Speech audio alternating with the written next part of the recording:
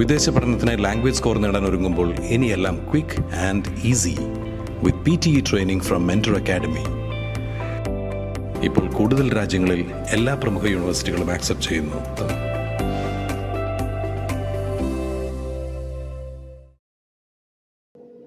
Enanallur residence അസോസിയേഷന്റെ ആഭിമുഖ്യത്തിൽ പങ്കാളിത്ത ജനാധിപത്യം, പ്രാതിനിധ്യ ജനാധിപത്യം എന്നീ വിഷയങ്ങളിൽ ക്ലാസ് നടന്നു. Legal adviser advocate John Joseph, Joshy Joseph എന്നിവർ ക്ലാസുകൾക്ക് നേതൃത്വം നൽകി. ഏനാനല്ലൂർ റെസിഡൻസ് അസോസിയേഷന്റെ ആഭിമുഖ്യത്തിലാണ് ഗ്രാമസഭയ്ക്കുള്ള അധികാരങ്ങളെക്കുറിച്ചും പഞ്ചായത്ത് ഭരണസമിതിയുടെ അധികാരങ്ങളെക്കുറിച്ചും പങ്കാളിത്ത ജനാധിപത്യം, പ്രാതിനിധ്യ ജനാധിപത്യം എന്നിങ്ങനെ വിവിധ വിഷയങ്ങളെക്കുറിച്ച് ക്ലാസ് നടത്തിയത്.